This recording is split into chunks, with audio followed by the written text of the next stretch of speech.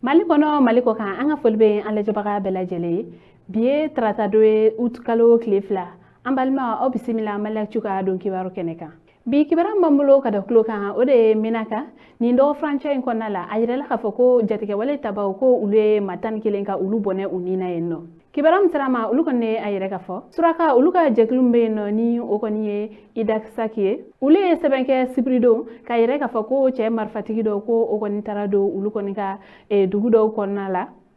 ni ka jatigɛwale ta ka ɲɛsin dugudenw ma o hukumu kɔnɔna la maa 11 olu bɔnɛla u ni na ko wa fɛnɛ jatigɛwale taba ninnu u ma da o dɔrɔn ma u tilala fɛnɛ dugulamɔgɔ ninnu ka olu ka baganw kɔni fɛnɛ caman jeni u fɛ k'aw ladɔnya k'a fɔ ko ni walejugu ninnu kɔni kɛla Tevolat ni ale kɔni bɛ Menaka mara la. Kibaran wɛrɛ m'an bolo ka da kulo kan o de ye k'aw ladɔnya k'a fɔ ko damabara ale kɔni jɔlen don ko fo septembre kalo tile 30 k'aw ladɔnya k'a fɔ Mali minisiriso min kɔni bɛ ni o ka baara ɲɛsilen don dugu jukɔrɔ nafoloko ma ka taa se jiko ale ni kuranko ma o kɔni ye sɛbɛn bɔ k'a yɛrɛ k'a fɔ ko damabaralaw ko olu kɔni bɛɛ lajɛlen ka damabaraw jɔ ko fo septembre kalo tile 30 ko ni waleya min kɔni filɛ nin ye ko a dabɔlen don dugudenw olu yɛrɛ kɔni lakanali de kama o hukumu kɔnɔna la a ye wele kɛrɛnkɛrɛnnen kɛ ka ɲɛsin dugutigiw ma ale ni dugudenw bɛɛ lajɛlen ko bɛɛ lajɛlen kɔni ka damabara ninnu ko ka olu kɔni ko ɲɔngiri fɔlɔ ko fo ka taa fɔ ni waati kofalen kɔni sera ko sabula sanji ale kɔni fanga ka bon ni waati ninnu kɔnɔna la.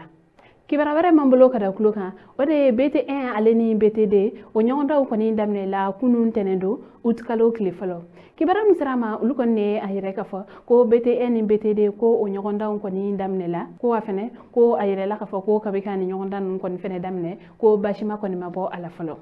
Mali duguma kalanso olu ka minisiri ni o ye madame Sidibe Dede Ousmane ye ale kɔni taara Bamako lycée technique la BT-kɛla minnu kɔni bɛ yen nɔ ka taa olu kɔni ka sujetw kɔni di u ma minisiri ale kɔni ka nin taali na a kɔni taara ka taa salle kɔnɔlaw kɔni lajɛ ni ka sɔrɔ ka ladilikan dɔw kɔni di ni examenkɛla ninnu ma ale ni u ka surveillant yɛrɛ kɔni fɛnɛ a ka kumaw kɔnɔna la a y'a yɛrɛ k'a fɔ ko ni BT min kɔni kan ka kɛ ni o ye agropastoral yɛrɛ kɔni ye ko o jɔda ka bon kosɛbɛ Mali jamana kɔnɔ la ko hukumu kɔnɔna la ko kalandenw ko u kɔni bɛɛ lajɛlen ka a jija k'u ka ni ɲɔgɔndan ninnu ka a kɛ jɛlenya kɔnɔna la ko walasa sini ma sinikɛnɛ ma u kɔni bɛ se ka nafaba ɲɛ Mali jamana ye. Kunnafoni kuncɛ la kibaran wɛrɛ m'an bolo ka da kulo kan o de ye kunun tɛnɛn don août kalo tile fɔlɔ Mali école karamɔgɔ olu ka hakɛ ɲini jɛkuluba o kɔni ye sɛbɛn kɔni kɛ k'a yɛrɛ k'a fɔ ko DEF ale ni baki kɔfɛ ko u kɔni bɛ a yɛrɛ k'a fɔ ko u kɔni nimisi wasala ni examen ninnu ko la.